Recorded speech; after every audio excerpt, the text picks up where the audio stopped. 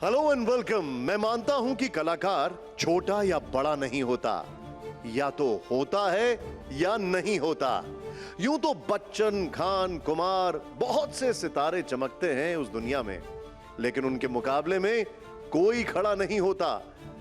अदाकारी निराली है, असल जिंदगी के वही सूरमा भोपाली हैं, पर्दे के उस्ताद हैं, रेडियो के सरताज हैं, मुफलिसी से शोहरत की जिंदगी को जी रखा है, न जाने कितने फिल्मी किस्सों को घोट कर पी रखा है। एक्टर, प्रोड्यूसर, डायरेक्टर, हर हुनर आता है। जानकारी ऐसी है कि मानो गूगल भी इन्हीं से पूछकर बताता है। तो अपने फेवरेट शो के लिए तैयार हो जाइए हुजूर, क्योंकि आज 5 संपादकों का सामना करने आ रहे हैं सुपरस्टार अन्नू कपूर। जोरदार तालियां हो। अन्नू जी आइए, please come sir, please welcome. जोरदार तालियां उसके साथ अन्नू कपूर जी का स्वागत करिए जोरदार तालियों से। सर यहां पर 5 एडिटर्स आपका स्वागत करें, प्लीज बैठिए अन्नू जी। यहां पर समीर हैं, सुमेरा हैं, नितेन शर्मा जी हैं फ्री प्रेस से, मेरे साथ अजीत सिंह जी हैं एडिटर दैनिक जागरण से, गिरजा शंकर जी हैं सीनियर जर्नलिस्ट। आपका बहुत बहुत स्वागत अन्नू जी। जोरदार तालियां हो जाए एक बार फिर से। ये आपका माइक है अन्नू जी। अन्नू जी मैंने सही कहा ना कि कलाकार अच्छा या बुरा नहीं होता, या तो होता या नहीं होता। कलाकार जन्मजात होता है और एक इंस्टीट्यूशन, एक संस्था या एक गुरु उसके अंदर निहित कला की बैक्टीरियाज को या जर्म्स को उजागर कर देता है, चैनलाइज कर देता है, कल्टीवेट करता है, तो वो कलाकार रहता है। लेकिन किसी गधे को कोई गुरु कलाकार कभी नहीं बना सकता है, इतना सोच लेना आप, ठीक है। सो कलाकार होता है, बिल्कुल आपका स्टेटमेंट बिल्कुल सही, वो है, दबा है उसके अंदर गुण। और कलाकार का मतलब सिर्फ नहीं कि कैमरा फेस करने वाला, जो लेखनी है वो भी तो कला है। वो सारी चीज़ें कला से जुड़ी हुई है। कल हमारे एक मित्र ने एक बहुत बढ़िया बात कही है, तो उसी के साथ शुरू करते हैं। जो आप सब मीडिया से जुड़े हुए हैं, लेखनी के जादूगर हैं या श्रवण कला और काव्य कला, बोलने की कला से, उन्होंने कहा संस्कृति अगर निर्धन है तो कोई बात नहीं, कला निर्धन है तो कोई बात नहीं, लेकिन धनवान लोगों के पास कला और संस्कृति नहीं है तो पतन निश्चित है। क्या बात। अन्नू जी आज आप लग एकदम डिस्टिंग्विश्ड हैं। क्या लग रहे हैं आप? एक हमने आपको थोड़ी देर पहले देखा था और एक अभी देखा है, एकदम टर्न अराउंड। तो आपकी आज्ञा हो तो एक छोटी सी कहानी के साथ शुरू करूं मैं? बिल्कुल बिल्कुल। शांति निकेतन में प्रवास था महात्मा गांधी का। ये संयोग से महात्मा नाम भी रविंद्रनाथ टैगोर ने उनको दिया था, तो उन्होंने बदले में गुरुदेव की उपाधि दे दी। आपस में ही सारा पद्मश्री का खेल सारा होता रहा। एक दिन मोहनदास करमचंद गांधी, शाम के समय मूड आया तो वो रविंद्रनाथ टैगोर के शैले में पहुंचे और उन्होंने कहा कि आइए चलिए घूमने चलते हैं। तो रवि ठाकुर बोलते हैं बंगाल में उनको, उन्होंने कहा आप मुझे कुछ समय दे दीजिए, 10-15 मिनट दे दीजिए, मैं तैयार होके अभी आया। ठीक है। और वो अंदर चले गए। 15 मिनट बीत गए, 20 मिनट बीत गए, 25 मिनट बीत गए। अब धैर्य चुकने लगा था मोहनदास करमचंद गांधी का, तो बर्दाश्त नहीं कर पाए और अंदर प्रवेश कर गए। वो उनके जो उनका शैले था, जो कॉटेज थी, उसके अंदर एक कमरा, दूसरे कमरे में जब पहुंचे तो वहां देखा उन्होंने कि एक आदमकद आईने के सामने रविंद्रनाथ टैगोर अपने आप को निहार रहे, हाथ में कंघी है, अपने बालों को संवार रहे हैं, एक एक बाल का, दाढ़ी के बालों को तरकीब से सजा रहे हैं, अपने कपड़ों को देख के निहार रहे हैं। ये मोहनदास करमचंद गांधी के लिए बहुत अचरज की बात थी। तो उनके मुंह से एक स्टेटमेंट निकला, कहने लगे गुरुदेव इस उम्र में ये सजना धजना, इस उम्र में ये सजना धजना, रविन्द्रनाथ टैगोर ने जो पलट के बात कही है वो यहाँ बैठे हम सब लोगों के लिए जो 50 से ऊपर हो चुके, मैं तो 70 के ऊपर होने वाला हूँ। रविन्द्रनाथ टैगोर ने कहा कि महात्मा जी, जब तक जवानी थी तब तक सब चल जाता था, परंतु उम्र के इस दौर में जहां वरिष्ठ नागरिक हो चुका हूं, जहां ज़ईफ हो चुका हूं, बुजुर्ग हो चुका हूं, मैं किसी को असुंदर लगूं यह भी एक हिंसा का कारण है। तो सजते धजते रहिएगा, अच्छे अच्छे कपड़े पहनिए, अच्छा जितनी उम्र बढ़े उतना ही अपने शरीर का ध्यान रखें, अपने कपड़ों का ध्यान रखें। और इसी बात को मैं नासिर काज़मी की एक गज़ल के साथ आप सबको नज़र करना चाहता हूँ। उनकी ये गज़ल है कि नियत शौक़ भर न जाए कहीं, तू भी दिल से उतर न जाए कहीं, नियत शौक़ भर न जाए कहीं, तू भी दिल से उतर न जाए कहीं, आज देखा है तुझको देर के बाद, आज का दिन गुजर न जाए कहीं।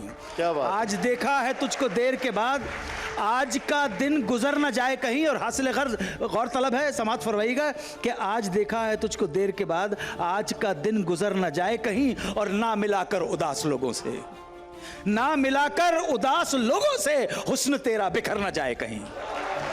सड़े हुए लोगों से कभी मत मिलना, अच्छे लोगों के साथ मिलो। मैं अच्छे लोगों से एक सवाल पूछा हूं जिन्होंने अभी अभी रविन्द्रनाथ टैगोर का जिक्र किया और कहा कि उम्र बढ़ती है तो ज़्यादा ख्याल रखना पड़ता है। उम्र आपकी भी बढ़ रही है, आप अदाकारी कर लेते हैं, आप रेडियो जॉकी हैं, आप कहानी लिख लेते हैं, आप डायरेक्शन कर लेते हैं।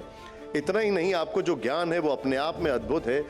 आप गा लेते हैं, म्यूजिक बना लेते हैं, सब कुछ आप खुद ही कर लेंगे या नई जनरेशन के लिए भी कुछ छोड़ेंगे? इनसे बहुत सीखने को मिलता है कि मैं गुजरा हुआ हूँ, तुम्हारे साथ साथ कदम मिला के चलने की कोशिश कर रहा हूँ। अगर फॉल्टर कर जाऊँ तो अपना समझ के माफ़ कर देना, बड़ी बड़ी बात है। लेकिन अपने पीछे एक वसीयत लेगेसी छोड़ के चला जा रहा हूँ, जिसमें भारत की जो पृष्ठभूमि है, आधार भूमि के आधार स्वर हैं, वो बसे हुए हैं। बाकी उनको सजाओ संवारो कर चले हम फिदा जानो तुम साथियों, अब तुम्हारे हवाले वतन साथियों। यस अन्नू जी, हम बात कर रहे हैं कहानियों की। एक चाय वाला देश का प्रधानमंत्री बन गया, ये तो सबको पता है, लेकिन एक चाय बेचने वाला सिनेमा का सुपरस्टार बन गया, ये कहानी बहुत कम लोगों को पता है। कहाँ बेची चाय आपने? जावरा में स्थितियां आ जाती हैं, और मैं इस चीज़ को, अपनी गरीबी को महिमा मंडित करने के कोई फेवर में नहीं हूँ। मेरी निर्धनता, मेरी दरिद्रता ना तो मेरे लिए शोक का कारण थी, ना मेरे लिए कोई गौरव का कारण थी, मेरे जीवन का एक हिस्सा है। हमने लेकिन ये जो जनरेशन बैठी है सर, ये इससे इंस्पायर जरूर होना चाहिए। कुछ चाय बेची है, देश को थोड़े बेचा है। ऑटो रिक्शा चलाया है, चूरन के नोट बेचे हैं, लॉटरी के टिकट बेचे हैं, पटाखे की दुकान चलाई है, लेकिन जो भी किया है 2 पैसा कमाने के लिए किया, सही मार्ग से करने के लिए किया, और आज भी वही है। गलत बात नहीं करेंगे हम तो। मैं तो टेलीविजन में आपने सुना होगा मैंने कितनी जगह पे बोला है, लॉटरी के टिकट बेचते बेचते आप ही की लॉटरी लग गई और भोपाल से सीधे मुंबई। नहीं, भोपाल में पैदा हुआ, 61-62 में परिवार छोड़ दिया था। मेरे पिताजी की लोक नाट्य मंडली थी, और ये वो समय था जब समाज में नाटक करने वालों को, सिनेमा करने वालों को, ये कलाकारों को थोड़ा सा हेय दृष्टि से, निम्न दृष्टि से देखा जाता, समाज निम्न दृष्टि से देखता था। तो मेरी दादी भेरे की थी, झंगमघियाना की। तो जब उनको पता पड़ा कि उनका बेटा एक नाटक नौटंकी कंपनी चलाते हैं, तो उनको घर से निकाल दिया। ये अच्छी बात नहीं समझी जाती थी। इस वजह से माताजी जो मेरी थी वो उर्दू और पर्शियन की विद्वान थी, जबकि बंगाली ब्राह्मण थी वो।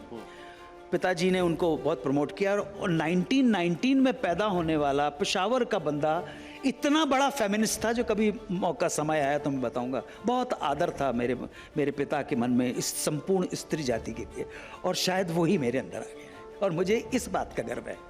क्या बात है, क्या बात है। सुमेरा। अनु जी, अभी जो बात हो रही थी चाय वाला पे, प्रधानमंत्री के बारे में जब सुनते हैं तो कभी उससे आप खुद को रिलेट करते हैं? कभी मन में आता है ये? नहीं, नथिंग, नेवर, ऐसा कुछ भी नहीं। मैं किसी के साथ, देखिए एक बात सुनिए, with due respect to everyone, I may have reached to a certain level where if I have to get associated with one, I will get associated with Guru Nanak Dev or Sant Kabir. Or if I have to get associated, I will get associated with Aristotle and Sophocles or maybe Socrates. ये मैं इससे पहले कि आप बात पढ़े, अगर politics की बात हो तो मैं दो लोगों का दीवाना हूँ, उनका भक्त हूँ, और समय आएगा पूछेंगे तो उसकी क्यों मैं उनका दीवाना हूँ। एक का नाम है जॉर्ज वॉशिंगटन और दूसरे का नाम है अब्राहम लिंकन। सॉरी, लेकिन मैं उनका बड़ा भक्त हूँ। आज राजनीति है, राजनीति की बात करनी है तो फिर इनकी बात। हिंदुस्तान में कोई पसंद ही नहीं आया आपको राजनीति में? अनफॉर्चुनेटली हमारी पॉलिटिकल और सिचुएशंस कुछ इस तरह से रही और जिन सर्कमस्टांसेस के अंदर डेमोक्रेसी हम पे लादी गई है उसमें हमारे पॉलिटिशियंस का दोष नहीं है। हमारी जनता को हमने ट्रेन नहीं कर पाए कि डेमोक्रेसी जैसी अग्रिम समाज चलाने की व्यवस्था जो है वो, उसके लिए हमें ट्रेनिंग चाहिए थी। उसका कहीं और वो करेंगे। अभी तो चुप चुप की ऐसे छुटपुटी बात कीजिए, गंभीर बात करेंगे तो मैं भी डर जाऊंगा। थोड़ा सा बहन सनी लियोनी की जैसी बात हो जाए तो अच्छा लगेगा, है ना। लेकिन अन्नू कपूर जी, आज जब महंगे सूट में बड़ी गाड़ियों में आप भोपाल की गलियों से गुजरते हैं तो वो अन्नू याद आता है जिसकी माँ सिर्फ 40 रुपए की तनख्वाह में गुजारा करती थी, पैसे बचाने के लिए स्कूल पैदल जाती थी। वो अन्नू कहीं दिखता है आपको? सर, अगर ये ख्याल आता भी है मुझ में कि यहीं पर इतवारे मोहल्ले के अंदर सुलेमान मामू के घर में किराए के मकान में रहते थे और अभी थोड़ा सा बेहतर है मैं भी, और ये विचार आते ही एकदम मैं नास्तिक आदमी हूँ लेकिन फिर भी प्रार्थनामय हो जाता हूँ, ताकि मन में ये जैसे ही ख्याल आने लगता है आपको एहसास है कि आप बहुत बड़े हैं, तो वहीं से डाउनफॉल शुरू हो जाता है। और मेरा डाउनफॉल सिर्फ मेरे अंतिम सांस के ऊपर होगा, डाउनफॉल नहीं हो सकता, क्योंकि मैं I am ready for my. इसलिए कभी वो ख्याल कि आज मैं योग्य हूं, मैं कुछ नहीं हूं। Believe me, it's not only for the camera, this is what I feel, and let me feel that I am nothing. Lakh चाहूं, लाख कह दूं कि मैं जमीन हूं, आसमां हूं मैं, लाख कह दूं कि जमीन हूं, आसमां हूं मैं, पर उसको तो पता है कुछ भी नहीं हूं मैं। तो यही है, ऐसे ही रहने दो मुझको, कोई प्रॉब्लम नहीं है sir, no problem at all. आप जैसे पढ़े लिखे लोग मुझसे सवाल पूछ रहे हैं, ये मेरा सौभाग्य है, वेरी गुड, नो प्रॉब्लम। आपको ऐसा लगता नहीं है कि अगर पैसों की कमी नहीं होती और आप अपनी पढ़ाई पूरी कर लेते तो हमें सिनेमा को एक स्टार नहीं मिल पाता? नहीं सर, सिनेमा को स्टार मिलता है नहीं मिलता जाने दीजिए आप, देश को एक बहुत सच्चा ऑफिसर, IAS ऑफिसर मिल जाता। क्या बात, ये तो पक्की बात गिरजा जी। जी, जो व्यक्तिगत जो बातें हैं उससे मैं थोड़ा आगे बढ़ता हूँ कि लिखने पढ़ने की बात हुई। जब आपका NSD में एडमिशन हुआ तो जहाँ तक मेरी जानकारी है कि जो मिनिमम क्वालिफिकेशन होती है एडमिशन के लिए वो शायद आप क्वालिफाई नहीं कर पाए थे, और अलका जी ने, मैं समझता हूँ कि NSD के इतिहास में दूसरा कोई उदाहरण नहीं होगा कि आपके एडमिशन को वैलिड रखते हुए आपसे कहा कि आप वो मैट्रिक का परीक्षा पास करके आ जाइए और आपका एडमिशन होगा। जी, मेरे बड़े ब्रदर वहाँ पहुँच चुके थे और उन्होंने, रंजीत कपूर साहब ने इब्राहिम अलकाजी साहब को कुछ नहीं बोला कि मेरा ब्रदर आ रहा है एग्ज़ाम देने के लिए। सो 75 में जब गया तो उन्होंने कहा 11वीं तो पूरी कर लो, लेकिन तब तक मेरा संघर्ष पिताजी की थिएटर कंपनी में स्टार्ट हो चुका था और पूरा इलाका यही रहता था। भोपाल हो गया, रायसन हो गया, बेगमगंज हो गया, हरदा हो गया, आष्टा हो गया, सीहोर हो गया, कैलौद हो गया, देवास हो गया, डबल क्रॉस हो गया, पेटलावद हो गया, सारंगी, वहीं पर परफॉर्म करते थे 4 दिन तक। सो उन्होंने कहा 11वीं कर लो। मैं साइंस का स्टूडेंट था और मुझे आर्ट में करने का, और मेरे पास किताबें भी नहीं थी, तो 7 दिन की तैयारी मिली थी, मैंने कर दिया। और 11वीं का वो जो था मैंने कहा साहब मैंने परीक्षा दे दी है, और कहने के पास हो जाओगे। मैंने अभी तक का तो रिकॉर्ड तो 93% का था। अब वैज्ञानिक को अगर आपने कला की बात कही है तो वैज्ञानिक इतना गधा नहीं हो सकता कि वो पास भी नहीं हो। ये यहाँ पर जितने भी बच्चे हैं सबके मन में एक सवाल आता है कि अन्नू कपूर जी जो फिल्मों के किस्से सुनाते हैं, वो जो इतनी सारी जानकारियां लेकर आते हैं, कुछ ऐसी जानकारियां होती हैं जो तो किसी को नहीं पता होती हैं। और कुछ ऐसी जानकारियां होती हैं जो खुद एक्टर्स सोचने लग जाते हैं। इससे कई बार आप कईयों की पोल खोल देते हैं। ऐसे छुपे हुए किस्से पहले तो आप कहां से लेके आते हैं, और फिर क्या कुछ एक्टर्स नाराज हुए इन किस्सों से आपके? नहीं, ऐसा तो मैंने कभी किसी को हर्ट करने वाला तो ना मैं चमचागिरी करता हूँ, ना हर्ट करने पे विश्वास करता हूँ। एक कोई भी कहानी मेरे पास आती है तो अपने यहाँ तो अफवाहों का बाजार गर्म रहता है, तो मैं ये मान के चलता हूँ कि मेरी टीम के जो लेखक हैं वो एक कहानी मेरे सामने लाते हैं। फिर उन पर धीरे धीरे मैंने उनको ग्रूम किया कि 2 रिलायबल सोर्स, नंबर 1 किताब का सोर्स हो सकता है, दूसरा इंटरनेट का सोर्स है, और तीसरा हम किसी से डायरेक्ट फ़ोन करके इस चीज़ की तस्दीक करें कि भाई ये ठीक है कि नहीं। एक बार क्या हुआ कि सायरा बानो के बारे में कुछ बताना था मुझको, तो 23 अगस्त 1944 का उनका जन्म है ये पता पड़ गया, लेकिन भाई किस जगह पे जन्म हुआ ये बड़ी कोशिश की, कोई जानकारी नहीं मिली। तो मैंने कहा सायरा जी को फ़ोन लगाओ। मैंने कहा सायरा जी को नहीं, वो उनके यहाँ बशीर भाई करके एक उनके प्रोडक्शन कंट्रोलर थे। मैंने कहा बशीर भाई आपके साथ काम किया है, वो मेरे प्रोड्यूसर भी रह चुके थे, सायरा जी और स्वर्गीय दिलीप कुमार। सो मैंने कहा यार ज़रा पता करके बताओ कि सायरा जी का पैदाइश का, अरे कल उनका पासपोर्ट मेरे पास ही रखा, मसूरी में पैदा हुई हैं वो, मसूरी में पैदा हुई थी। उसके बाद इत्तेफाक देखिए कि विकिपीडिया पे ये आ गया मसूरी में पैदा हुई। तो आज भी अगर आप जाएंगे कि आलम आरा के प्रिंट्स कहाँ हैं, कैसे जल गए हैं, तो वो आपको search engine will lead to Annu Kapoor's this statement in that episode कि वो क्यों जल गए थे और सोडियम नाइट्रेट के साथ उसका क्या क्यों जला दिया गया था। अब आप जब तारीखों पर आ गए हैं तो मैं एक तारीख का जिक्र करता हूं। जी। 9 दिसंबर 1984 की रात अन्नू कपूर बांद्रा की एक मस्जिद गए। क्या किस्सा था, क्यों गए थे आप? सर अब वही है कि नहीं, वो ये मैं बता भी चुका हूँ कि शबाना और जावेद की शादी 9 दिसंबर की मध्य रात्रि को हुई थी और मैं उसमें शामिल था। तो मैं मरहूम कामरान रिजवी के साथ बांद्रा मस्जिद गया था मौलवी साहब को बुलाने के लिए। जी, मतलब आप ही ने कराई वो शादी? आप ये कह सकते हैं वो यार। किस्सा तो एक बार थोड़ा बताइए जरा फिर से एक बार। मैं आया, मैं उनकी परिवार का मित्र था, बड़ी उनकी कृपा भी रही है।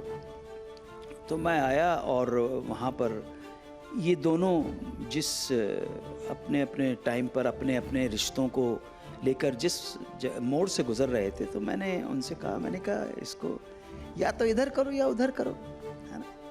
तब हमारे भारतवर्ष में लिव इन रिलेशनशिप का कॉन्सेप्ट शुरू नहीं हुआ था। तो कहने लगे कि ठीक है जो चाहो करवा दो, मिस्टर जावेद अख्तर ने कहा। तो मैंने उनसे पूछा, मैंने कहा बीवी आप बहन की तरह मानता था? मैंने कहा आप भाई ठीक है ये क्या बोल रहे हैं? कहने देख लो अन्नू, शी सेड देख लो अन्नू, मतलब देख लो मतलब अब तुम देख लो, यार बहन बोल रही है कि देख लो तो देख लो। तो फिर मैंने कहा 3 बार बोला, उनके ड्राइवर का नाम था माइकल।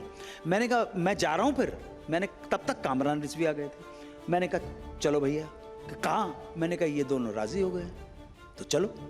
इस तरह से उसके बाद हम वहाँ से निकले, उनको लेके आए। तब तक बोनी कपूर को और ईशान भाई वगैरह, अब ईशान भाई भी चले गए इस दुनिया से, उन सबको बुलाया गया और मध्य रात्रि में, मतलब 9 दिसंबर की रात को आई थिंक 12 बज चुके थे तब उनके ये। क्या बात? जी जी। अब आप सभी लोग, एक आपके मन में सवाल होगा कि अन्नू जी जो डेट्स, जो तारीख, जो कुछ भी बोलते हैं और एकदम ऑफ द कफ होता है, वो कुछ प्रिपरेशन होती है नहीं होती है, उसके पीछे कोई स्क्रिप्ट होती है नहीं। कई लोगों को लगता है कि शायद ये सब कुछ स्क्रिप्टेड होता है। इसका जरा हम, अन्नू जी हमें भी ये लगता है, इसका जरा हम एक टेस्ट ले लेते हैं आज, आप टेस्ट लाइव ले लीजिए। टेस्ट। और ये आप लोग तैयार हैं इस लाइव टेस्ट के लिए? पहले जोरदार तालियां हो जाए इसके लिए। मैं लाइव टेस्ट में अन्नू जी से कुछ सवाल पूछूंगा एक एक करके। मैं फिक्र मत करो भाई, मुझे फेल होने का कोई डर नहीं है। क्या बात, क्या बात। लेकिन यहां पर जितने भी हैं वो सब चाहते हैं कि आप पास हो, राइट और नॉट? आइए अब जरा मैं इस तरफ आता हूं, एक एक करके मैं सवाल पूछता हूं और मैं देख रहा हूं थोड़ी तालियां थोड़ा कम आ रही है, बट एनीवे यहां पर सर आप यहां पर सवाल देख सकते हैं और वहां पर भी देख सकते हैं, लेकिन आप यहां पर देखिएगा। तो पहला सवाल हम प्ले करते हैं, दिखाइए जरा। अन्नू जी आपको कोई घबराहट तो नहीं हो रही है, कोई नर्वसनेस तो नहीं है? Nervousness mike sir, mike mike. देखिए, जिनको जीत का कीड़ा होता है ना नेताओं को, उनको नर्वसनेस होती है।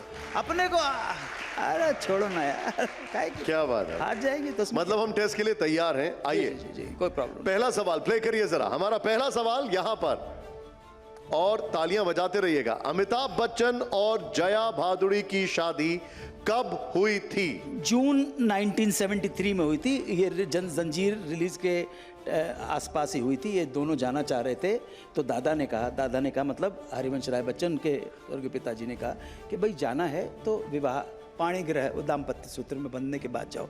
सो इतना है कि जून 1973, अब 3 जून है कि 4 जून है? आप बिल्कुल, यू आर वेरी क्लोज, जोरदार तालियां हो। 3 जून 1973 अमिताभ बच्चन और जया भादुड़ी की शादी हुई थी। Bang on right, absolutely. अब वो ये बोल रहे हैं कि 3 या 4 जून में डाउट है मुझे, लेकिन उन्होंने सब कुछ सही बता दिया है। जया भादुड़ी तो अपने इधर की है ना, दादा तरुण दादा जी, तो वो भी बहुत बड़े MP के। पत्रकार थे, बहुत बड़े पत्रकार थे। अच्छा, मुझे एक बात बताइए, अगला सवाल थोड़ा सा मुश्किल कर दें, हाँ या ना? चलिए, मैं थोड़ा सा मुश्किल कर देता हूं इसको। अगला सवाल प्ले करिएगा जरा। यहां पर हमारा अगला सवाल क्या है? राजेश खन्ना की पहली फिल्म कब रिलीज हुई थी? तारीख बतानी है। राजेश खन्ना की पहली फिल्म कब रिलीज हुई थी? I have no idea about the date, but मैं बता सकता हूँ वो आखिरी खत फिल्म थी, जो पहली फिल्म क्या थी, बात? और चेतन साहब ने वो फिल्म बनाई थी। सो अगर मैं इनका उदय मानूं 69 में, तो हो सकता है 68। सर, मैं जोरदार तालियां हो जाए इस पर, क्योंकि ये गैसिंग बिजनेस है, ये एक्सपीरियंस से आता है। आप बिल्कुल ठीक कह रहे हैं। फिल्म थी आखिरी खत, जो कि अन्नू जी ने बताया है। इसके लिए एक बहुत लाउड अप्लॉज होना चाहिए। और लाइव टेस्ट अन्नू जी पहली बार दे रहे हैं, और डेट थी 30 दिसंबर 1966, 1966। अब मैं एक और सवाल लेकर आ रहा हूं, और ये बड़ा इंटरेस्टिंग सवाल है। अन्नू जी, आप all set for this question? आप सब लोग all set for this question? Wow. तो सवाल हमारा अगला प्ले करिए, यहां पर दिखाइए जरा।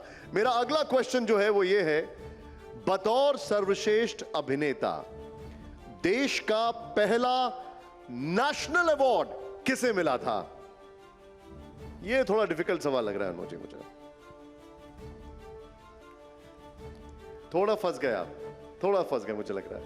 ममता बनर्जी के प्रदेश का कोई बंदा तो नहीं था क्या? एब्सोल्युटली राइट, जोरदार तालियां हो जाए।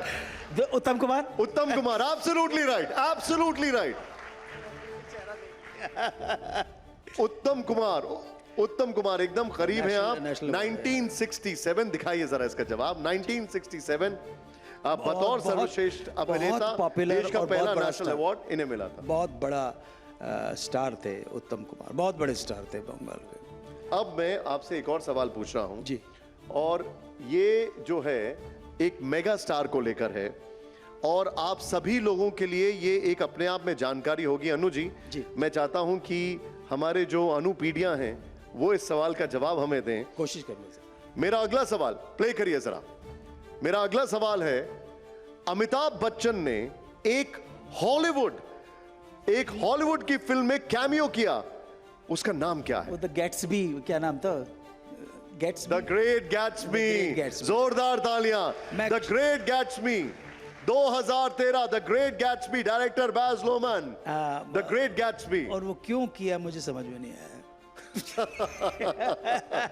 There is no need। वैसे आपको एक बता दूं, मैं फिल्में देखता नहीं, मैं टीवी भी नहीं देखता हूँ किसी वजह से। मैं न्यूज़ चैनल भी नहीं देखता हूँ, न्यूज़पेपर भी नहीं पढ़ता। ज़्यादा देखा, आप मूर्ख ही समझोगे ना, कोई प्रॉब्लम। मैं ये सारे सवाल आपसे पूछूंगा, लेकिन मेरा अगला सवाल, अमिताभ बच्चन ने ये फिल्म की, और अब इसके साथ साथ एक चीज़ और बता दूं आपको। लॉरेंस ऑफ अरेबिया में, ये तो द ग्रेट गैट्सबी, देखो ठीक है, चल डन नो। लेकिन लॉरेंस ऑफ अरेबिया का जो डायरेक्टर था डेविड लीन, वो दिलीप कुमार के अच्छे दोस्त थे, और उन्होंने दिलीप कुमार को उमर शरीफ का रोल ऑफर किया था लॉरेंस ऑफ अरेबिया में, जो दिलीप कुमार ने रिफ्यूज कर दिया था, और इस रोल ने उमर शरीफ को इंटरनेशनल स्टार बना दिया, और उसके बाद डॉक्टर जिवागो में उनको मेन रोल दिया गया। क्या बात है, क्या बात है। किस्मत से ज्यादा और समय से पहले नहीं मिलता किसी का। जी, अब जो मेरा अगला सवाल है, और अगला सवाल जरा प्ले करिए यहां पर। मेरा अगला सवाल जो आपके सामने आ रहा है वो दिखाइए जरा। फिल्म बेताब में सनी देओल के किरदार का नाम क्या था? सनी था, सनी, उसका सनी नाम है, शशि। Absolutely right, Sunny Kapoor. सनी कपूर। सनी कपूर, सनी कपूर था। तालियां, जोरदार तालियां उस पर। अन्नू कपूर का कपूर ले लिया था और सनी तो उसका नाम ही है। अन्नू कपूर का कपूर ले लिया और सनी का सनी ले लिया। That was my first release film. आपका दैट्स ओके। मेरी, सनी की, अमृता सिंह की, अमृता सिंह जी। अच्छी एक्ट्रेस थी उसकी, और मेरी और सनी की पहली फिल्म, पहली रिलीज फिल्म थी। ठीक है, अब हमारा अगला सवाल प्ले करिए जरा। हमारा अगला सवाल दिखाइए जरा। हमारा अगला सवाल है, ऋतिक रोशन ने पहली बार सिल्वर स्क्रीन पर वो कब दिखे थे और उसके लिए कितना मेहनताना मिला था? मैं रिपीट कर रहा हूं, ऋतिक रोशन पहली बार सिल्वर स्क्रीन पर कब दिखे थे और उसके लिए उन्हें कितना मेहनताना मिला था? मुझे ये तो मालूम नहीं कि नाना जी ने कितना शगुन दिया। नाना जी की फिल्म थी उनकी, जय ओम प्रकाश जी। तो ऋतिक रोशन की जो माता जी हैं पिंकी, वो जय ओम प्रकाश जी की दत्तक पुत्री हैं वो। ठीक है जी। तो ये पहली बार, if I am not mistake, शीशा हो या दिल हो आखिर टूट जाता है, हम सड़क के लोगों से वाले क्यों डरते हैं, जितेंद्र के साथ, आशा फिल्म के 1980। देखिए लाइव टेस्ट चल रहा है और आप देख रहे हैं यहां पर अनु जी कैसे जवाब दे रहे हैं। 1980 आशा फिल्म थी और उन्हें 100 रुपए मिले थे। अब मैं बताऊं आपको, उसमें एक गाना है, हम सड़क के रहने वालों से महल वाले क्यों डरते हैं, इस तरह का गाना, उसके अंदर वो हल्का सा दिखा है। और चलते चलते एक बात बताऊं कि आपके जो संजय दत्त हैं, उनकी भी पहली film as a hero Rocky नहीं थी। उनकी पहली फिल्म उनके फादर की बनाई हुई फिल्म थी रेशमा और शेरा, जिसके अंदर वो चले गए थे तो उनको कव्वाल की ड्रेस पहना दी के जालिम मेरी शराब में ये क्या मिला दिया। ये पहली बार संजय ने नाचा हुआ, ऐसा छोटा बच्चा था वहां पर। अब मेरा अगला सवाल आपके सामने आ रहा है, दिखाइए जरा हमारा अगला सवाल। ऋतिक रोशन, रणवीर सिंह का पूरा नाम? रणवीर सिंह का पूरा नाम क्या है और अभिनेता बनने से पहले वो क्या काम करते थे? यार मुझे रणवीर सिंह का पूरा नाम बिल्कुल पता नहीं है, लेकिन इतना मालूम है कि रणवीर सिंह की मौसी जो है वो अपना क्या नाम से, सुनीता की बहन का लड़का है। ये सुनीता है वाइफ अनिल कपूर की, सोनम कपूर की मदर है। तो क्या बात? हाँ, ये उसका है रणवीर कपूर के, क्या रणवीर सिंह ना, हाँ, अभिनेता बनने से पहले क्या मैं आपको बता देता हूं, रणवीर सिंह का जो नाम था वो रणवीर सिंह भवनानी था। एड एजेंसी में कॉपीराइटर थे। अच्छा। और 2 बड़ी कंपनियों में काम किया करते थे जी। खैर, देखिए एक बात सुनिए, दोनों बहनों का जन्म सिंधी परिवार में मतलब हुआ। वो सुनीता भंबानी थी, तो सुनीता भंबानी की जो बहन थी वो भवनानी। बिल्कुल सर, अभी याद रखा जाएगा। मैं चाहूंगा इसमें सर जोरदार तालियों। ये जो डिटेलिंग आ रही है, ये जो बच्चा है दीपिका का, रणवीर सिंह हस्बैंड है ना? जी जी जी। कंफर्म। ये अब आप जरा चेक करो, ये 6 जुलाई 1985 की औलाद है कि नहीं, आप जरा चेक करो प्लीज। मैं अपनी टीम से बोलता हूं और आप सब लोग जरा इसको तुरंत चेक करें। लेकिन मैं आपको अगला सवाल बता रहा हूं, दिखाइए जरा अगला सवाल। सर और गरीब आदमी की कितनी परीक्षा लेते हैं सर। अब यहाँ पे सनी लियोनी बैठी होती तो सवाल पूछे, हमसे ही पूछे जा रहे हैं सर। देखो गरीब को कैसा मारा जा रहा है। और अब जो हमारा अगला सवाल है उसको प्ले करिए। क्या सेंस ऑफ ह्यूमर और विट, शोमैन और मशहूर निर्देशक सुभाष घई की बतौर अभिनेता पहली फिल्म कौन सी थी? सुभाष घई बतौर अभिनेता तो थी। उमंग से तो ये थोड़े से हीरो के उसमें आए। यहां पर मुझे लग रहा है थोड़ा टफ हो रहा है। आप ही बता दो सर।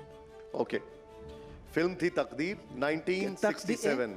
तकदीर 1967। और कास्ट क्या था? और खास तो अब मैंने सुभाष घई के ऊपर आपको बता सकता हूं। देखना जी प्रीति जी, हमारी रिसर्च टीम ने सुभाष घई पे इतना ही नहीं सही नहीं। तकदीर का तकदीर अपने को डाइसेक्ट करना पड़ेगा। कौन सी तकदीर नाम से बहुत सारी फिल्में बनी है। ठीक है, तो तकदीर का इसकी डिटेल हम निकालेंगे। लेकिन तब तक एक अगला सवाल जो कि आजकल एक बहुत पॉपुलर स्टार हैं और उनको लेकर यह सवाल है। प्ले करिए जरा हमारा सवाल। हमारा अगला सवाल यहां पर प्ले करिए। कपिल शर्मा का जन्मदिन ये अपना ये कॉमेडी वाला ना, अरे बच्चा बड़ा प्यार करता है, 2 April 2 April early Absolutely right. Early 80s का ये, अब 81 82 है मुझे मालूम नहीं सर। 2 अप्रैल 1981। एक बार मैं चाहूंगा इस राउंड के लिए जोरदार तालियां। आपने सिर्फ यही पूछा निशांत जी? नहीं, मैं अब आपसे कुछ मेरे और पास जन्म पत्रियां और भी बहुत सारे लोगों क्या की बात है, मैं उसमें भी आऊंगा। लेकिन मुझे एक बात बताइए अनु जी, आप कंगना रनौत को जानते हैं? अरे सर, आप ऐसी ऐसी चक्कर वाली बात मेरे को बता, वो मुझसे बहुत नाराज हो गई थी, इसलिए मुझ पे बहुत क्यों नाराज हो गए थे? सर अब मैं फिल्में नहीं देखता हूँ और नहीं जानता हूँ, तो किसी को ना जानना अज्ञानी होना। हाँ, the ignorance of law can not be treated as an excuse. आप किसी लॉ से, किसी कायदे कानून से अनभिज्ञ हैं, वो क्षमा के योग्य नहीं है। कि आप कल के दिन किसी का मर्डर कर दें, मुझे पता नहीं था साहब कि मर्डर करने पर मुझे सज़ा मिल सकती है, इसको छोड़ दिया जाए तो अज्ञानता कोई अपराध नहीं होती है, जब तक कि वो it is not an excuse or the ignorance of not knowing the land and its law cannot be treated as an excuse. बाकी तो अज्ञानी था, नहीं जानता एक था। बार अनु जी मैं मैंने कहा मुझे नहीं मालूम है, तो वो नाराज हो गई, वो स्त्री के सशक्तिकरण पे आ गई और पुरुष होके ये स्त्री का तरक्की नहीं चाहते हैं, तो फिर मैंने उनको पत्र लिख दिया, प्रिय बहन कंगना। तो बस उसके बाद तो आगे पर देख लीजिएगा। मैं एक बार दिखा देता हूँ, यहाँ पर प्ले करिए। जी जी लिख दीजिए, मैंने प्ले उनको करिए, प्ले करिए उनका साउंड। सर, एक जो सोसाइटी का एक सेक्शन है वो सेलिब्रेट कर रहा है कि कंगना जी को स्लैप मारा गया। ये कंगना जी कौन है? मुझे बता दो भाई, प्लीज प्लीज बताओ ना, आप कौन है? जाहिर है आप पूछ रहे हैं तो कोई बहुत बड़ी हीरोइन होंगी। सुंदर है क्या? सुंदर है? अच्छा, ओहो, वो भी हो गई बाबा, अभी तो बहुत शक्तिशाली हो गई है। तो कि एक सुंदर है तो हमें वैसे उनसे जलन हो रही है क्योंकि हम तो बहुत भद्दे और सुंदर आदमी हैं, और उसके बाद वो पावरफुल हैं। ठीक है अनु जी, कंगना ने कहा कि अगले जन्म में कंगना नो ने कहा टैलेंट ओनली ब्यूटी। निशांत भाई देखो, नो टैलेंट ओनली ब्यूटी। नहीं, लेकिन उन्होंने कहा कि अन्नू कपूर उनकी सफलता से जलते हैं। हाँ सर, मैंने सफलता से तो क्या जलूंगा, उनकी ब्यूटी से जलता हूँ मुझे। सफलता से तो कैसे, क्या उनकी सफलता से क्या जलूंगा मैं? उनका तो कहना है कि सफल महिला जो है हाँ, उसका अब देख रहे महिला, भैया सुनो, वो महिला वाला जो एंगल लेके आई ना, तो आप मेरा लेटर भी तो दिखाओ, जो मैंने लेटर उनको लिखा, वो है ना इंटरनेट पे कहीं पे। हमारी मैनेजर प्रीति शर्मा मीडिया, आप बताइए। आप एक बार बताइए वो क्या आपने लिखा था? देखिए, मैंने तो लिखा, मैंने ही लिखा कि प्रिय बहन कंगना, मैं क्षमा चाहता हूँ कि मैं आपको जानता नहीं हूँ, और मैंने वही लिख के दिया कि आपको ना जानना अपराध नहीं कहा जा सकता। वैसे ही जैसे कि आप ईश्वर को नहीं जानते, ईश्वर को ना जानना अपराध नहीं है।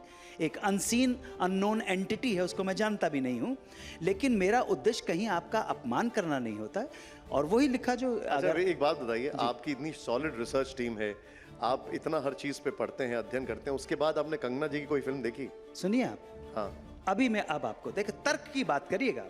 हुआ क्या कि 5-6 साल पहले मुझे चैनल ने कहा कि जरा नए स्टार्स के ऊपर भी कुछ किस्से कहानियां सुनाए। 5-6 साल पहले की बात है। अब सीईओ ने कहा है भाई पैसा दे रहा है, तो मैंने कहा ठीक है, हमने आज के स्टार्स की कहानियां सुनाई।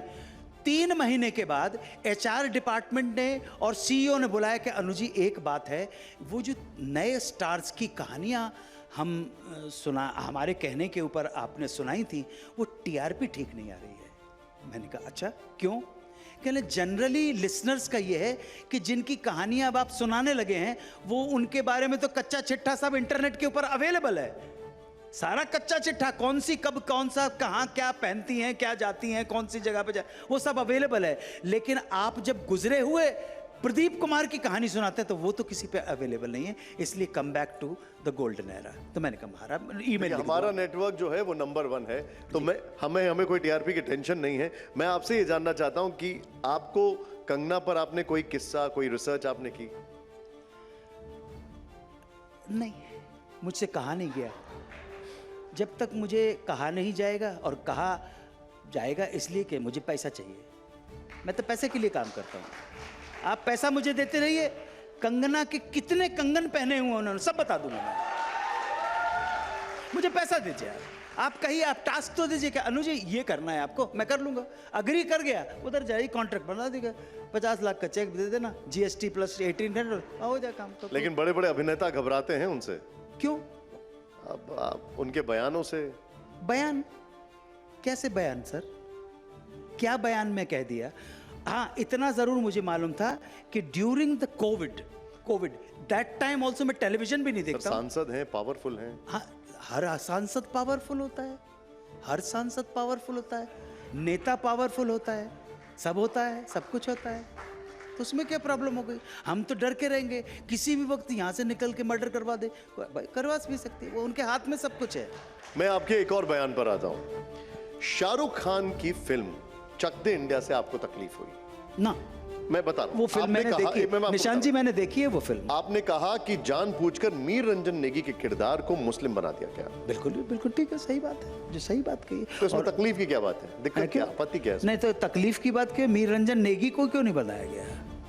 नाम मीर रंजन, आप समझ नहीं रहे हैं, ये बड़ा चतुराई, चतुर, चालाक, चौकस, चमत्कारी ख्याल होते हैं कि अपीजमेंट की जो पॉलिसी है ना, आप हमारी फिल्मों के अंदर जो है, जो हिंदू समाज को भी बहुत ज़्यादा ऑब्जेक्शन हुए हैं इस चीज़ के। तो मैंने कहा कि हाँ भाई, मीर रंजन नेगी की कहानी थी, उनकी कहानी बनानी चाहिए, लेकिन commercial aspect and social compulsion as well as religious attract religion, वो सारी चीज़ें काम करके, इसलिए हिंदुस्तानी, अभी सुन लीजिए आपके पास, हिंदुस्तानियों को, हमारे लोगों को बायोपिक नहीं बनानी चाहिए। इतनी सारे कॉम्प्रोमाइज़ करने पड़ते हैं आपको, commercial, political, social, many things. लेकिन अनुजी, इसमें हिंदू मुस्लिम वाला एंगल आना नहीं चाहिए। नहीं आना चाहिए, क्यों नहीं आना चाहिए? क्यों आना चाहिए? नहीं, बिल्कुल आना चाहिए। आपने मुस्लिम की कहानी बनाई, मुस्लिम की कहानी नहीं है, वो मीर रंजन नेगी की लेकिन कहानी। ये तो क्रिएटिव फ्रीडम है ना डायरेक्टर की। नहीं, काहे की क्रिएटिव फ्रीडम? कोई क्रिएटिव फ्रीडम नहीं है। बहुत सारी और जगह है जहाँ पे आप अपने क्रिएटिव फ्रीडम बता सकते हैं। मैं आपको एक और घटना बताता हूं। क्या फिल्म 7 खून माफ के सेट पर प्रियंका चोपड़ा ने अन्नू कपूर को एक किसिंग सीन के लिए मना कर दिया था? ऐसा कुछ नहीं था। अच्छा, ऐसा कुछ भी नहीं था। हुआ क्या कि जब वापस बात आ गई तो अब कुछ ना कुछ तो सरसरी फैलानी होती है ना। हम लोगों को सनसनीखेज की बहुत आदत है। वायलेंस और सेक्स जो है हमेशा काम करता है, आप समझे ना। आप तब तक चुपचाप बैठे हुए थे, ठंडे ठंडे तालियां बजा रहे थे, लेकिन एक नाम ड्रॉप किया, देखो कुछ बोला भी नहीं। ये होता है आए नो टैलेंट ओनली ब्यूटी। तो वहां पे आए तो एक मुद्दा उठ गया जी, यही जो आपने कहा कि ऐसा हुआ, उन्होंने नहीं कहा। तो मैंने कहा नहीं किया, ये उसकी अपनी चॉइस है। दादागिरी थोड़े यार, दादागिरी नहीं है। अब इस बात के फाइनल मैंने कहा कि भाई नहीं किया। नहीं, लेकिन आपने कहा कि अगर मैं हीरो होता तो प्रियंका बना नहीं जब 3, 4, 5 जर्नलिस्ट ने सेम सवाल किए तो मैंने कहा लिख दे यार, अगर मैं हीरो होता तो उसको ऑब्जेक्शन नहीं होता, बस खत्म हो गया। इस चीज को लेके सुर्रा होना चाहिए, अनार का सुर्रा होना चाहिए। हम लोग आपकी तो ये सुर्रा कौन उड़ाता है? डायरेक्टर उड़ाता है या कोई और? नहीं, ये एक पूरी अच्छी खासी टीम है इस चीज की, और आप इन चीजों से बहुत अच्छी तरह से वाकिफ हैं, क्योंकि चैनल आप चला रहे हैं, मैं नहीं चला रहा हूं। सीधी सिंपल। ठीक है। और सुनिए, ये एक गिव एंड टेक का मामला है। सोसाइटी, डिमांड एंड सप्लाई आपने अर्थशास्त्र में सुनी है, मांग और पूर्ति। तो डिमांड उसी चीज की होती है जिस चीज की सप्लाई होती है, सप्लाई उसी चीज की होती है जिसकी डिमांड है। तो यहां पे जो लोग बैठे हुए हैं ना, जो टेलीविजन के, उनको वो चाहिए तो अपन बेचने को तैयार है, नाचते हैं हमारे। अब मैं हमारे एडिटर्स पे आऊंगा। नितिन शर्मा जी, मैं coming to you. Yes ji okay ji. Okay. आपके जब टाइम मिले तो आप पूछ Sure, लीजिए। जी सर। अनुज जी, आजकल नेता भी बहुत अच्छे अभिनेता हो गए हैं, आप भी देखते होंगे कभी कभी। अगर अन्नू कपूर एक फिल्म बनाए तो इस समय किस नेता को वो हीरो के रूप में लेंगे देश के? Sir no comment. अच्छा अजीत जी, मैंने सरदार पटेल में गांधी की भूमिका की है। सरदार अपने समय की सबसे ज़्यादा कॉस्टली फिल्म थी, और यकीन मानिएगा वो एकमात्र फिल्म थी जहां हमने राष्ट्रपति भवन में शूटिंग की है, और एक नालंदा स्वीट है, वहां पे मैं गांधी का मेकअप करता था। ये वही नालंदा स्वीट है, अध्यक्ष, मुझे ये राष्ट्रपति शब्द भी अच्छा नहीं लगता है यार। क्या दिक्कत है प्रेसिडेंट आपको? हाउस में, है जी? क्या दिक्कत है आपको इसमें? नहीं, बहुत मिसोजिनिस्टिक इसको अप्रोच है। इसके ऊपर आप जाहिर है कि आपके चैनल में और चर्चा भी उठी थी। राष्ट्राध्यक्ष हमारी बहुत काफ़ी हैं, नो प्रॉब्लम। पति और पत्नी और पिता, इनसे झंझटों से हमको छूटना चाहिए। तो वही बता रहा हूँ उसी अच्छा, राष्ट्रपिता से क्या दिक्कत है आपको? है जी? राष्ट्रपिता से क्या दिक्कत? कॉन्स्टिट्यूशन में इस तरह का कोई संबोधन नहीं है। हम सब भारत माता के लाल और लाली हैं। हम सब भारत माता के पुत्र और पुत्रियां हैं।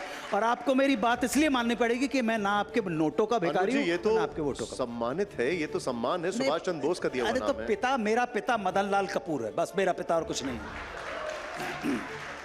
ओके अजीत सर, वो नालंदा स्वीट में No count. वही स्वीट था जहां पे प्रिंस चार्ल्स और लेट प्रिंसेस डायना उसी स्वीट में ठहरे थे। तो सरदार के ऊपर फिल्म बनाइए, लौह पुरुष है।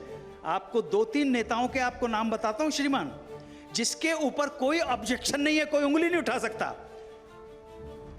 डॉक्टर एपीजे कलाम के चरित्र के ऊपर कोई उंगली नहीं उठा सकता। सरदार वल्लभ भाई पटेल के ऊपर कोई उंगली नहीं, छत्रपति शिवाजी महाराज के ऊपर कोई उंगली नहीं। आपकी बातों से ऐसा लग रहा है कि जो महात्मा गांधी जी का योगदान है, जो विचार कई आते हैं यहाँ पर, उनके योगदान को नहीं मानते। क्या आप भी वही सोचते हैं क्या?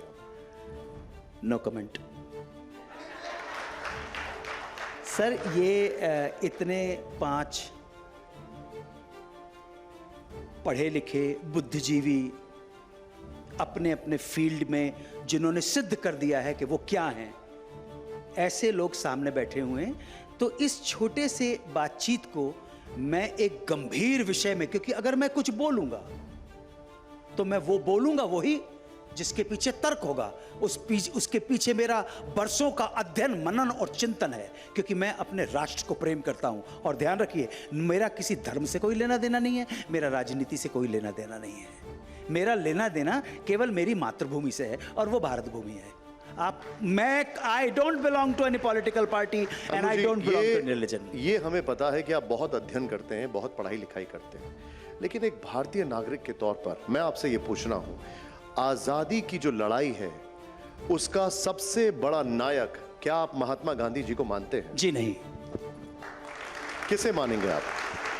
There are many factors, Nishant भाई, there are many factors. The emergence of the Mahatma Gandhi ji के बारे में क्या विचार है आपके?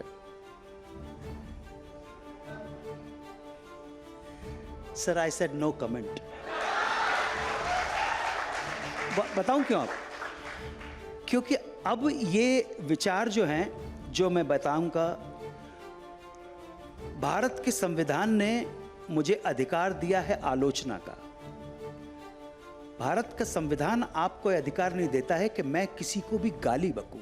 आलोचना का अधिकार है, लेकिन मेरी आलोचना को कुछ लोग ऐसा समझेंगे कि मैंने मोहनदास करमचंद गांधी की निंदा कर दी, अपमान कर दिया, इसलिए अभी इसको रहने दीजिए। बहुत सारे फैक्टर्स हैं। साउथ अफ्रीका से जब शुरू करूंगा तो फिर वहां पर, लेकिन अनु जी, एक बड़ा ही ऑब्वियस सवाल है। अभी G20 हुआ था इस देश में, दुनिया के कई सारे राष्ट्राध्यक्ष जब आते हैं तो सबसे पहले महात्मा गांधी जी की समाधि पर जाकर, राजघाट पर जाकर सिर झुकाते हैं। दुनिया के 160 देश ऐसे हैं जहां पर महात्मा गांधी जी गए नहीं, वहां पर उनकी मूर्ति है। जब पूरी दुनिया में महात्मा गांधी को बहुत माना जाता है, उनके आगे सर झुकाया जाता है, तो अन्नू कपूर को क्या दिक्कत है? पूरी दुनिया के गलत होने से सत्य नहीं रहेगा, ऐसा नहीं हो सकता। उससे कोई फर्क नहीं पड़ता, इससे कोई फर्क नहीं पड़ता। लेकिन कोई गलत की परिभाषा तो होगी ना। राजनीति में इतने बड़े बड़े कलाकार बैठे हुए हैं। राजनीति को एक मजाक के तौर पर आपने देखा। पॉलिटेक्निक, पॉलीक्लिनिक, पॉली का लैटिन मीनिंग है many, too many, many, various, variety of, और टिक्स, पॉलिटिक्स, टिक्स मतलब रेंगने वाले कीड़े, तो मैनी टिक्स, इसको इस तरह से मजाक में लिया जाता है। आई एम नॉट इंटरेस्टेड, क्योंकि मैं पॉलिटिक्स के योग्य नहीं हूं। परंतु योग्य नहीं हूं इसका मतलब ये नहीं है कि मुझे दुनिया की राजनीति की समझ नहीं है।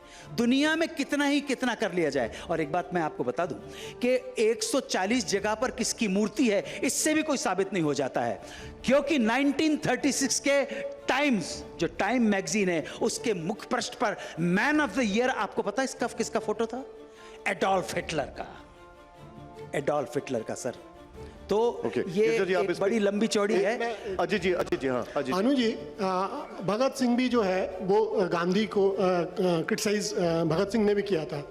आपको शायद पता हो कि जब भगत सिंह ने असेंबली पे बम फेंका था तो गांधी ने उसकी आलोचना में एक वो लिखा था, अहिंसा का दर्शन आर्टिकल लिखा था। भगत सिंह ने उसके जवाब में बम का दर्शन एक आर्टिकल लिखा था। तो मेरे कहने का तात्पर्य ये है कि जो उस समय क्रांतिकारी समूह था, भगत सिंह का जो संगठन था उसका नाम अभी मुझे नहीं याद आ रहा है, तो वो भी गांधी को क्रिटिसाइज कर रहा था। और दूसरी तरफ संघ की विचारधारा के जो लोग थे, सावरकर और सारे लोग, वो भी उनकी आलोचना करते थे। तो आप किस तरफ खड़े हैं? आप भगत सिंह वाले खेमे में खड़े हैं? HSRA नाम था संगठन का, HSRA जी, जो पार्टी थी, HSRA। हाँ, हिंदुस्तान रिपब्लिकन पार्टी। जी। या सर, जैसे जैसे अध्ययन कर रहे हैं और इंटरनेट के इस युग में ऐसी ऐसी बातें सामने आ रही हैं जिसकी हम कल्पना भी नहीं कर सकते थे कि किस लीग ने किसके साथ गठबंधन किया और किन कारणों से मैकले का 1935 में क्या बयान था, या किसी का साउथ अफ्रीका में रेसिस्ट बयान किसके खिलाफ था। अभी इस मंच को रहने दीजिए, ना खुलवाइए मेरे ना खुलवाइए मेरी जबान को, क्योंकि गड़बड़ हो जाएगा। सर, मैं राजनेता नहीं हूं, मैं एक मामूली सा कलाकार हूं। चार मेरे सर, आप छोटे-छोटे कब से बच्चे, डरने सर। लग गए अनु जी? हैं जी? आप कब से डरने लगे? नहीं, डरता हूं सर, डरता हूं। आप तो definitely प्रेमचंद के डरता हूं। उपासक हैं। जबकि मैं अपने परिवार में एकमात्र भारतीय हूं। बिगाड़ के डर से ईमान की मेरी बात तो पत्नी कहीं नहीं अमेरिकन है, मेरे बच्चे अमेरिकन है, उनका बस चले तो मुझे लेके चले जाएं, लेकिन मैंने बोला भी किसी, मैंने आज तक कभी यूएस वीजा के लिए अप्लाई तक नहीं किया, यूएस का ग्रीन कार्ड के लिए, और कभी करूंगा भी नहीं, क्योंकि लोग मुझे अपनी जन्मभूमि से प्यार है। लोग कहते हैं कि अन्नू कपूर गांधी जी को नहीं मानते और फिर कहते हैं कि आप नेशनलिस्ट हैं। अरे कमाल कर रहे हैं आप, गांधी का नेशनलिज्म से क्या लेना देना? सबसे बड़ा nationalist No, no, no. He was a का। politician. He was a politician. Who says? He was a politician. And nothing wrong being a politician at all. Who made him politician? The people. The people of this country. And who made him, who gave him title as the father of the nation? There is no provision in our holy constitution. Nobody can be called the father of the nation. Our mother is Bharat Mata. Nobody else. Annu ji, आप आजादी की लड़ाई का नायक किसे मानते हैं? जी, आजादी की लड़ाई का नायक किसे मानते जो मर गए हैं वो नायक थे। हैं? ओके सर, गांधी में मरे, इसी देश के लिए मरे और उनकी भी हत्या हुई। जी, उनकी भी हत्या हो गई। आपने जिन्होंने उनकी हत्या की थी, ड्यू कोर्स लॉ ने उस हत्यारे को फांसी पर चढ़ा दिया। That's it. नाथूराम गोडसे के बारे में आप क्या कहेंगे? नाथूराम गोडसे ने शायद उनको गांधी की विचारधारा से ऑब्जेक्शन था नाथूराम गोडसे को, तो वो गया और उसने भागने की कोशिश भी की होगी, उसने गोली मार दी। आपके कानून ने, जो हत्यारा होता है वो गोली गांधी को मारी हो या एक मामूली आदमी को मारी हो, हत्यारा पकड़ा गया, सारे एविडेंस माननीय अदालत के सामने पेश किए गए, अदालत ने निर्णय लिया कि इनको फांसी की सजा देनी चाहिए, कैपिटल पनिशमेंट दे दिया आपने, बस बात खत्म हो गई। दो स्कूल ऑफ थॉट्स हैं। एक कहता है नाथूराम गोडसे हत्यारा है जी, और दूसरा कहता है कि नाथूराम गोडसे देशभक्त है। अन्नू कपूर किधर खड़े हैं? अगर तो हम नाथूराम गोडसे को यह समझ के मानते हैं कि उसका पास्ट रिकॉर्ड क्या था, क्या वो हैबिचुअल ऑफेंडर था कानून का, या उसने किसी विचारधारा के तहत एक काम को अंजाम दिया जो खराब था। किसी की हत्या करना तो डेफिनेटली खराब चीज है, उसको फांसी मिल गई। 4 से बार उसने हत्या का प्रयास किया। जी जी, गांधी जी की हत्या का 4 से 5 बार हत्या का प्रयास किया और लोग कहते हैं कि वो देश का पहला आतंकवादी था आजाद भारत का। I don't consider what you are naming him as a terrorist.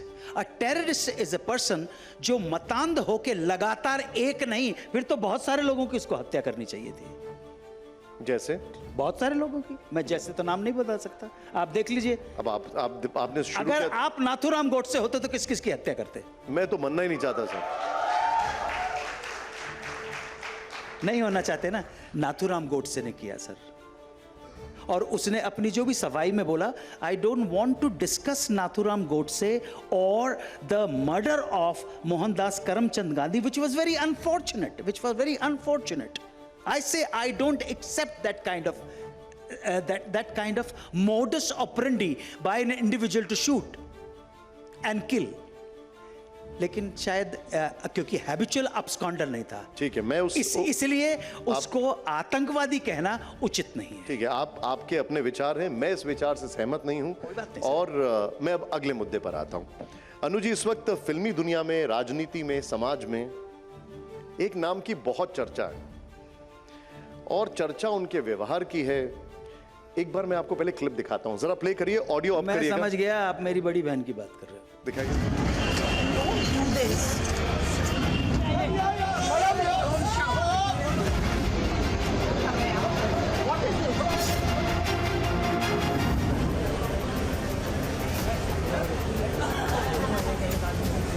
आप लोग कौन है?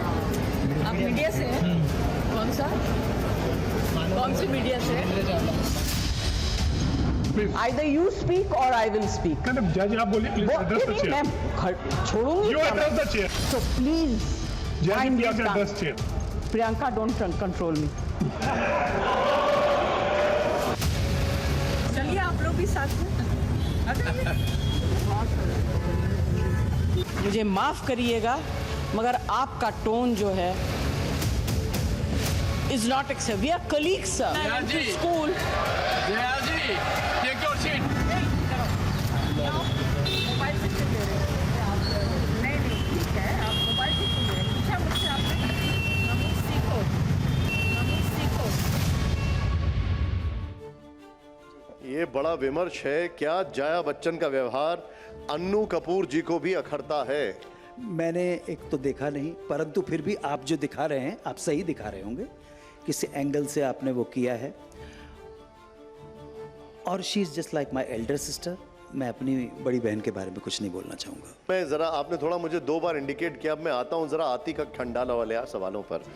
और ये हमारा है रैपिड फायर राउंड, जो कि सबसे ज़्यादा पसंद किया जाता है। इसमें आपको बोलना नहीं है, चुनना है। मैं आपके बगल में फिर आता हूं और ज़रा एक एक सवाल आएगा और मैं चाहूँगा हर सवाल, हर जवाब पर जोरदार तालियां होनी चाहिए। तो हम शुरुआत कर रहे हैं, पहले हौसला अफजाई करिए। अन्नू कपूर जी हमारे साथ हैं और ये, इसमें कोई कंट्रोवर्सी नहीं होगी, आपकी पर्सनल राय है। रैपिड फायर का पहला सवाल हम प्ले करने जा रहे हैं, दिखाइए जरा पहला सवाल। रैपिड फायर का पहला सवाल जो है, बेहतर, अनु जी इधर पर आपके, बेहतर एक्टर का क्रम, दिलीप कुमार, राजेश खन्ना, अमिताभ बच्चन, शाहरुख खान। क्रम, क्या क्रम, बेहतर एक्टर का क्रम? क्रम। दिलीप कुमार, अमिताभ बच्चन, शाहरुख खान, राजेश खन्ना। ये मेरा मैं, बड़ा स्ट्रेट आंसर आप है, मुझसे, जोरदार तालियां होनी चाहिए। हाँ। आप मुझसे सहमत हो या बिल्कुल, नहीं हो? बिल्कुल, आपने मुझसे कोई बात पूछा नहीं, है, आपने कोई मुझसे बात पूछा है। अब मैं जरा एक और सवाल प्ले कर रहा हूं, प्ले करिए जरा हमारा एक और क्रम। हाँ, आप इधर देख लीजिए, आइए। अब हमारा है बेहतर प्रधानमंत्री का क्रम। पंडित जवाहरलाल नेहरू, आपकी पर्सनल राय, इंदिरा गांधी जी, अटल बिहारी वाजपेयी जी और नरेंद्र मोदी जी। बेहतर प्रधानमंत्री का क्रम। फंसा दिया वो। नहीं, मैं फंसने वाला नहीं हूँ। I will consider whatever in spite of that 1975 to 77, I will consider Indira Gandhi first. Then I will consider Atal Bihari Vajpayee, third Nehru, and fourth Narendra Modi. Okay. अब सवाल आ रहा है, मैं चाहूंगा तालियां तो आए पहले यहां पर। अब मैं आपके सामने एक और रैपिड फायर का सवाल लेके आ रहा हूं, प्ले करिए हमारा अगला रैपिड फायर का सवाल। बेहतर राजनेता कौन? राहुल गांधी, तेजस्वी यादव, अरविंद केजरीवाल, असदुद्दीन ओवैसी। सर, ये प्रधानमंत्री तक तो ठीक था, बाकी सबको मैं जानता भी नहीं हूं। ठीक है, ठीक है। अगला मुझे मालूम है कि ये पहला नाम है Rahul Gandhi. He shares his birthday with my daughter 19 June. इतना मुझे मालूम है। ठीक, ठीक। 19 जून। ओके। अब जरा ध्यान से देखिएगा। अब आइए जरा, मैं I can't hear your claps. हमारा अगला सवाल, बेहतर पर्सनालिटी कौन? बेहतर पर्सनालिटी कौन? ओमपुरी साहब या नसीर साहब? पर्सनैलिटी शब्द की अगर मैं व्याख्या करूंगा, परसोना एक मास्क को बोलते थे ग्रीक थिएटर के अंदर। ग्रीक वर्ड है परसोना, मुखौटा जो होता है ना, तो पर्सनैलिटी शब्द वहीं से आई है। पर्सनैलिटी का मतलब ही वो है कि आपने एक मुखौटा ओढ़ा हुआ है। अब अगर आप पर्सनैलिटी की बात कर रहे हैं तो मैं जो भी इनमें से कोई नाम लूंगा, अगर मैंने ओमपुरी का नाम लिया तो गड़बड़ हो जाएगा, उनके साथ जो भी संबंध थे, तो ये रहने दो। बेहतर इंसान, अरे बाबा छोड़िए ना सर। मैं आगे बढ़ूंगा। अब जरा दिखाइए, ये बड़ा इंटरेस्टिंग सवाल है और इस पे पब्लिक जरूर चाहेगी आपका रिएक्शन। बेहतर राजनेता कौन, जया बच्चन जी या कंगना रनौत जी? देखो भाई, मैंने कंगना रनौत को भी बहन माना है और जया बच्चन को भी अपनी बड़ी बहन मानता हूं। एक बड़ी बहन है, एक छोटी बहन है। मैं अपनी बहनों के बारे में कुछ नहीं बोलना चाहता। चलिए अब आइए जरा, आप मध्य प्रदेश से हैं जी, जी, सर। और इसलिए ये जो हमारा अगला सवाल है इसको प्ले करिए जरा, दिखाइए जरा। मध्य प्रदेश का सवाल है ये, प्ले करिए जरा। हमारा अगला सवाल है, बेहतर मुख्यमंत्री कौन, दिग्विजय सिंह जी, शिवराज सिंह चौहान जी या मोहन यादव जी? देखो साहब, एक बात सुनो, मैं इन तीनों में से पहले दो को थोड़ा बहुत जानता हूं।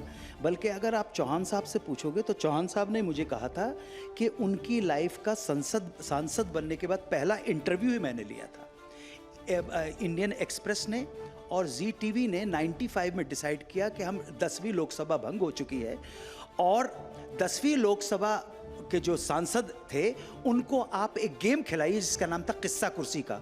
तो उस कार्यक्रम में मैंने लगभग 90 to 95 मेंबर्स ऑफ पार्लियामेंट को इंटरव्यू किया था उनको। तो उनमें ये बुधनी के तो इन्होंने खुद ही मेरे को कहा था। और दिग्विजय सिंह को भी मैं जानता हूँ बहुत अच्छी तरह से, पुराना जानता हूँ बहुत। इनका जब राघोगढ़ में मेरे पिताजी की कंपनी लगी थी तो ये बड़े हेल्पफुल थे, तभी ये राजनीति में भी नहीं आए थे। डॉक्टर मोहन यादव को मैं सिर्फ एक बार मिला हूँ। तो जानना अगर थोड़ा बहुत ज़्यादा है तो मैं मिस्टर शिवराज सिंह चौहान को जानता हूँ जी। और आपने पूछा बेहतर मुख्यमंत्री कौन, शिवराज सिंह चौहान। ठीक, अब मेरा अगला सवाल जरा प्ले करिएगा। हमारा अगला सवाल दिखाइएगा जरा, प्ले करिएगा। बेहतर विचारधारा क्या है, महात्मा गांधी जी की या Vinayak Damodar Savarkar ji? I don't want to talk about India. पास कर रहे हैं आप ये? नहीं सर, इसको जाने दीजिए। ठीक, ठीक। क्योंकि क्या है, ये जो विचारधाराओं का खेल है ना, इन सब की ढोल की पोले मेरे पास हैं। इसलिए मैं उस कंट्रोवर्सी में नहीं पड़ना चाहता हूँ, क्योंकि सचमुच मुझे मालूम है किसने किसका साथ दिया था सर, किसने किसका साथ दिया था। तो वो आ जाएंगे। अब आपने वो तस्वीर भी दिखा दी थी, दीनदयाल उपाध्याय का मुझे रोल ऑफर किया था और वो रोल कभी भी नहीं होगा। ठीक है, क्योंकि उनके साथ क्या हुआ है, ये किताब गायब कर दी गई है। ठीक सर, इसलिए सर ठीक है, मैं इसको सम्मान करता हूं जो आपका ओपिनियन है। अब आगे निकलूंगा। अगला सवाल अन्नू जी ये पास नहीं होगा, क्योंकि ये हर कोई जानना चाहता है। बिल्कुल। और मैं तो बहुत जानना चाहता हूं, ये पांचों एडिटर जानना चाहते हैं। अगला सवाल जरा प्ले। निशांत भाई, आप इतना अच्छा, ये कभी भी किसी ने भी मुझसे इस तरह इस जोन में, इस प्रमाइस में लेने के लिए गए नहीं। अगर आप कहोगे आप कि नहीं तुम तो बताना ही पड़ेगा, मार दूंगा, ये पांचों लोग मार देंगे, तो फिर बताऊंगा मैं। अरे नहीं, मैं आपको जो फिर तो बताऊंगा सर, गोली मार दो फिर तो। अच्छा ठीक है, अच्छा आप सवाल देखिए पहले, फिर मुझे बताइएगा। अनु जी एक आप जरा सवाल देखिएगा, जरा प्ले करिए सवाल हमारा। जी, बड़ा इंटरेस्टिंग सवाल है। बेहतर किरदार कौन, ये देखिए जरा। Mister Gaitonde, doctor Baldev Chadha, advocate Pramod Mathur. मेरे लिए जी, मैं किसी भी दिन किसी भी समय डॉक्टर बलदेव चड्ढा को नंबर 1, इन 3 फिल्मों में से सिर्फ बीच वाली फिल्म मैंने देखी है, लेकिन उस फिल्म के बारे में कह सकता हूं, हमारी फिल्म इंडस्ट्री ने जो भी मौलिक काम कुछ किया है वो भी 1% ही है, बाकी सब चोरी का माल है। आप समझे, 1% मौलिक मतलब ओरिजिनल, अपना है। मैं आपसे सवेरे भी बात करता था, टेलीविजन पे ओरिजिनल क्या है, जो अपना है। रामायण है, महाभारत है, बुनियाद है, अपना ही है। तमस है या अंताक्षरी थी, अपनी है। बाहर का कोई माल, उधारी का माल नहीं है। तो उसमें से ये जो विकी डोनर है, ओरिजिनल कॉन्सेप्ट है। मैंने बड़ी कोशिश की कि जूही चतुर्वेदी और शुजीत सरकार, इन्होंने पता पड़ जाए कि कहाँ से तुमने लिया है। नहीं, डिलीवरी मैन 3 साल के बाद आई थी एक इंग्लिश फिल्म, ओरिजिनल कॉन्सेप्ट है। और डॉक्टर बलदेव चड्ढा था, डॉक्टर बलदेव चड्ढा है। हालांकि मैं आपको बताऊं, आपका एक कैरेक्टर जो मेरे जहन में हमेशा रहता है वो है गर्दिश फिल्म का कैरेक्टर। वो बड़ा शानदार कैरेक्टर था, बट ओरिजिनल कॉन्सेप्ट है। ओरिजिनल कॉन्सेप्ट है। आप आए, अपने समय निकाला, बहुत अच्छा लगा, लेकिन एक ख्वाहिश है। जी जी, आप कुछ सुना दीजिए फिर जाइएगा। जी जरूर सर, जरूर, मैं बिल्कुल। आइए जरा please. Anu ji, back stage ji. आप देश के सोशल फैब्रिक पर कुछ गुनगुना रहे थे। जी, मैं चाहूंगा कि उसी से हम इसको वाइंड अप करें। जरूर सर, जरूर सर। आप सेंटर स्टेज है, आप चाहें तो यहाँ आ सकते जी, हैं। जी। Please, it's all yours.